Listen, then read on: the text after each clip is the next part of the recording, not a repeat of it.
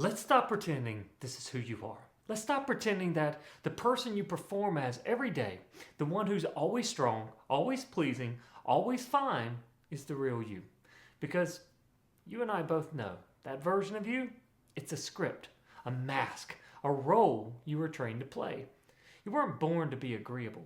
You weren't born to be the peacekeeper, the fixer, the provider, the good girl, or the strong man. You were taught to be that, rewarded for being that. And now you're trapped in it. But here's the truth no one told you. That role that kept you safe is now keeping you stuck. And until you burn the script, you will keep reliving a life that does not reflect your soul. But today, that ends. You didn't come here to perform. You came here to embody. Let's burn the script and write something real.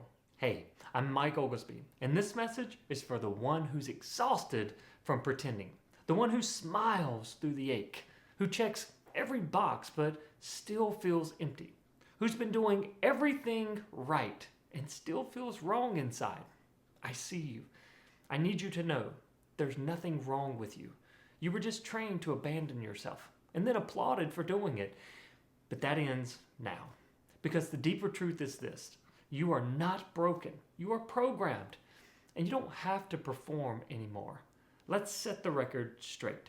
Let's break the role. Let's come home to who you truly are.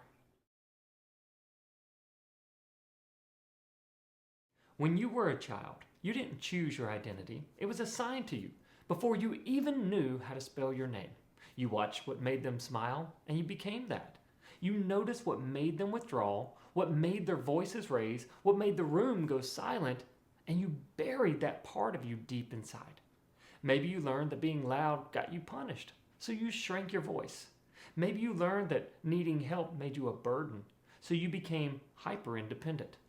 Maybe you learned that expressing emotions led to ridicule, so you wore the mask of being fine until it felt like a second skin. You didn't become the strong one because it was your truth. You became strong because it was the only option that didn't get you hurt. You didn't become the overachiever because it was your passion. You became it because performing earned you approval, and that felt like love.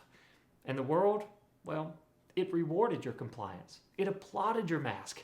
It called your suppression maturity. And the real you, the messy, raw, honest, radiant you, never stood a chance. You were never asked who you were. You were shown who to be. And little by little, you stopped being you. And the scariest part, you got so good at the performance, you forgot it was a role. But let me tell you something that might crack something within you open. That survival role, it saved you, but now it's costing you everything.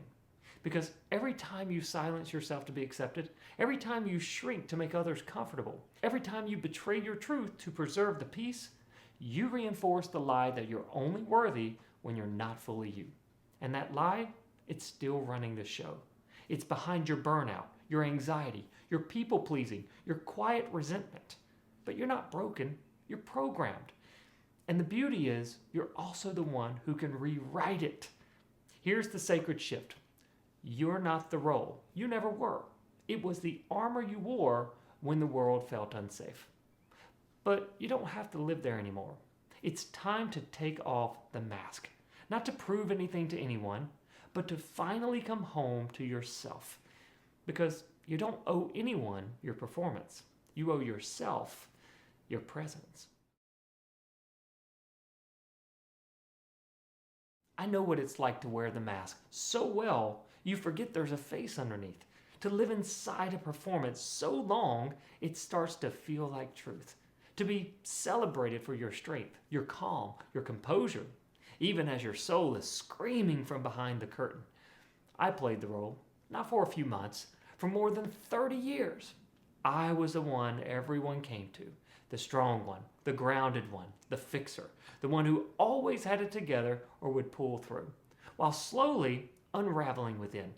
I was anxious, I was angry, I was afraid, and still I kept the performance going like a good little boy.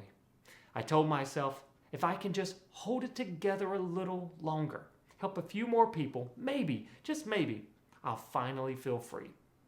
But freedom never came, because how can you feel free when you're not even being you? I wasn't living a life. I was acting in a role, one written by fear, directed by trauma, and edited by the expectations of everyone I was trying to please. And then one day, I snapped. Not in anger, not in some dramatic explosion, but in the most dangerous way possible, in silence. In that heavy, soul-wrenching moment where you realize you've lost touch with who you are. Not because you strayed, but because you were never allowed to fully arrive. I looked in the mirror, and I didn't recognize the man staring back at me. Not because he was lost, but because he had never been seen. And that moment, it didn't break me, it liberated me. Because I realized something I'd never dared to believe. If I'm playing a role, I can stop. If I've been following a script, I can burn it. And that's exactly what I did. I stopped trying to be who the world wanted, and I started choosing who I really was. One raw, shaky, unapologetic truth at a time. I let go, and I watched the life I had built, my carefully crafted house of cards, crumble. But from those ashes, something real emerged. Not perfect, not polished, not always presentable, but real. A life that felt like mine. I started embracing my awkwardness, my quirks, my too muchness, my not enoughness. The parts of me I'd spent years hiding, I started letting them breathe. I welcomed my humanness, my good parts and my bad parts, my joy and my wounds, my wholeness and my mess. And I finally began to feel at home in my own skin, in my own story, in my own truth. I stopped performing and started being, and I've never looked back. From the moment you could speak, you were being shaped, praised for obedience, rewarded for politeness, punished for questioning, shamed for standing out. You weren't taught to be real, you were taught to be acceptable, and that came with a cost. So what did you do? You dimmed your light. You made yourself more agreeable. You learned how to read a room and shrink inside it. You bit your tongue when something felt wrong. You smiled through disrespect. You said yes when your soul screamed no. You mastered the art of peacekeeping while waging war on yourself. And worst of all, you learned to betray your truth and call it maturity. They told you it was noble, respectful, wise. But let me ask you something. What's wise about self-betrayal? What's mature about abandoning the only thing you were ever born to be? Because here's the real truth. Every time you abandon yourself for approval, you send a message to your nervous system. My real self isn't safe here. My truth is a liability. Love is conditional, and I have to earn it by disappearing. But that's not love. That's survival. And you didn't come here to survive. You didn't come here to wear a mask your whole life. You didn't come here to contort yourself into shapes that please the world while starving your soul. You came here to rise. And the only way to rise, the only way to truly be seen, truly known, and truly free is through your most authentic self. The self that doesn't apologize for existing.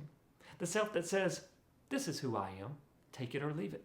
The self that doesn't shrink to make others comfortable, but expands to remind others what's possible. You weren't born to be agreeable. You were born to be alive. And your aliveness, it begins the moment you stop performing and start remembering who you are beneath the mask. Let's call it out. Let's expose the scripts that have been silently directing your life behind the curtain. Because until you name the lie, it keeps writing your story. It keeps shaping your choices. It keeps puppeteering your life while you wonder why you always feel like a stranger in your own skin. Here are 4 of the most common lies that keep people stuck in roles they were never meant to play. Number 1, if I stop being strong, I'll let everyone down. This is one of the most deeply ingrained survival roles that I see. The one who holds it all together, the pillar, the fixer, the steady one. Maybe you learned early on that your needs came last, that there wasn't room for your feelings, That strength meant silence, self-sacrifice, and pretending to be okay, no matter what. So you armored up. You became who everyone else needed you to be. And in the process, you abandoned yourself. But here's the truth. You are not responsible for everyone else's emotions, expectations, or disappointments. You never were. You're allowed to be real. You're allowed to say, I'm not okay. You're allowed to need rest, support, softness, space. You don't have to fall apart to finally rest. You don't have to collapse to be seen. You don't have to carry everyone else's weight to be worthy of love. Because being strong all the time isn't strength, it's survival. It's an irresponsible idea because it's harmful and unrealistic. And real strength, it's the courage to feel, to set the burden down, to be honest about where you are without apology. You're not here to be a lifeline for everyone else while drowning in silence. You're here to be whole. And sometimes wholeness looks like falling apart, so you can finally come back together honestly. Number 2, if I speak my truth, I'll lose people. Maybe you will. But maybe that's not a loss. It's a liberation. Because anyone who leaves you for being real was never really with you in the first place. They were with the mask, the performance, the version of you that made them comfortable. But here's the question. Why should you be the one to disappear just so they can stay?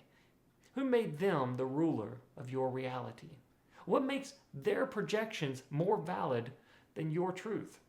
Why should you contort your soul to fit a mold they made up in their mind just so they don't have to stretch or grow? That's not love. That's control. And control dressed up as love is still manipulation. You were not born to live inside someone else's emotional comfort zone. You were not born to keep the peace by sacrificing your own. And you are not responsible for someone else's inability to hold space for your truth. Because truth, real truth, isn't loud or aggressive. It's sovereign. It's the quiet decision to honor yourself, even when it makes others uncomfortable. So speak. Speak trembling. Speak unsure. Speak even if your voice cracks open the illusion they've tried to build around you. Because every time you choose truth over acceptance, you call your power back. You reclaim another piece of your soul. And you make room for the people who can meet you where you really live. And those people, they don't require your silence. They don't punish your authenticity. They see you and stay. So speak it anyway. Your voice isn't too much. It's just been too quiet for too long. Number 3, if I stop pleasing, I'll be rejected. Let's tell the truth. Rejection hurts because it whispers the lie that you're not worth the effort, that your value is conditional, that your real self is too much or not enough. So, like many of us, you started overgiving, over-apologizing, overextending. You became the chameleon, the peacekeeper, the emotional contortionist. You learned to read the room and morph your identity to fit in, to anticipate everyone's needs but your own, to earn your belonging instead of simply being worthy of it. But here's what nobody tells you. People-pleasing is just self-rejection with good PR. It looks noble, it sounds kind, but inside, it's hollowing you out. Because every time you abandon your needs to secure someone else's approval, you reinforce the belief that you are not worth choosing. And that belief doesn't just hurt, it metastasizes. It becomes your baseline, your identity, your invisible prison. And maybe it did get you love, but it was love you had to earn. Love that felt more like performance than presence. Like a leash more than a lifeline. So here's the shift. You are not responsible for other people's comfort. You are not here to be agreeable. You are not obligated to trade your soul for a seat at someone else's table. Ask yourself this. Do they love you? Or the version of you that never makes waves? And if it's the latter, why are you still calling that connection? Start asking, do I like who I am when I'm with them? Do I feel free? Do I feel seen? Because the truth is, the only thing worse than being rejected by someone else is being rejected by yourself for their sake. And your soul didn't come here to be acceptable. It came here to be powerful. It came here to be free, to be expressed, and to finally stop begging for love from people who need you to be someone you're not in order to give it. You were not made for the performance. You were made for truth, and real love will meet you exactly there. Number 4, this is just who I am. I can't change that. Let's expose the deeper truth behind this one, because it's not really about identity. It's about exhaustion. It's about fear. It's about a soul that's been let down so many times it stopped believing transformation was possible. This lie says, I've been this way too long. It runs in my family. I've tried everything and nothing works. Maybe I'm just broken. But here's the truth. You're not fixed. You're fluid. You are not a product of your past. You are a process of becoming. And the fact that you can recognize the pattern means you already have the power to change it. You are not your trauma. You are not your diagnosis. You are not your coping mechanism, your triggers, or the story you were taught to believe about yourself. Those are programs, not identity. They're residue. They're conditioning. And they may feel permanent, but they're not who you are. I can't change is often just code for I'm afraid of what change will cost me. Because the truth is, change demands grief. It asks you to let go of who you've been to become who you really are. It will cost you relationships where dysfunction has been the glue. It will cost you excuses that kept you safe. It will cost you the comfort of victimhood and the validation of staying the same. But you know what it gives you? Everything. Your peace, your freedom, your clarity, your power, your truth. Let's be clear. Just because something feels true doesn't mean it is truth. And just because it's been your story up till now doesn't mean it has to write your next chapter. This life is not a sentence. It's a choice. And you don't have to become someone else. You only have to become you, the real you, the one who existed before the role, before the wounds, before the script. So no, this isn't just who you are. This is who you became to survive. And survival is no longer the goal. Freedom is. Let's get one thing straight. This isn't about rebellion. This isn't about flipping the table just to feel strong. This isn't about blaming your parents, your past, your culture, or your pain. Because blame keeps you bound. It gives your power to the very people and systems that trained you to abandon yourself in the first place. And rebellion, that's just another version of the script. Still reacting, still dancing to someone else's rhythm. This isn't rebellion. This is resurrection. This is you calling your soul out of exile. This is you laying down the script written in fear and choosing one written in fire. The role you've been playing, it was a survival strategy, and it probably saved your life. But you weren't born to survive your life. You were born to live it fully, boldly, truthfully. So here's the invitation. Burn the damn script. Let the identity you were assigned go up in smoke, and let the story they gave you collapse into ash. Let the mask melt. Let the old patterns lose their grip. Because the you that was buried beneath the performance is still alive, still waiting, still worthy. And in its place, write a new story. Not from your wounds, but from your wisdom. Not from your fear, but from your frequency. Not from your past, but from your power. A story that doesn't ask you to fit in, but frees you to belong to yourself. Because the truth is, you are not too much. You are not too broken. You are not the role. You are not the performance. You are not the pain. You are the presence. You are the power. You are the peace in human form. You are truth in motion. And the world doesn't need more polished masks. It needs real. It needs you. So let me ask you, what role are you ready to burn? What part of you was never really you, just a mask, a coping mechanism, a role you inherited because it kept you safe? What truth inside you is tired of waiting, tired of being quiet, tired of being buried beneath the shoulds and shame? Because the life you're craving, the one that actually fits you, it's not waiting on a better strategy. It's not waiting on more healing or the perfect timing. It's waiting on your decision to stop performing, to stop pretending, to stop betraying yourself for a version of life that was never aligned with your soul. You're not too late. You're not too much. You're not stuck. You are right on time. And the old identity you've outgrown, it doesn't get to come with you.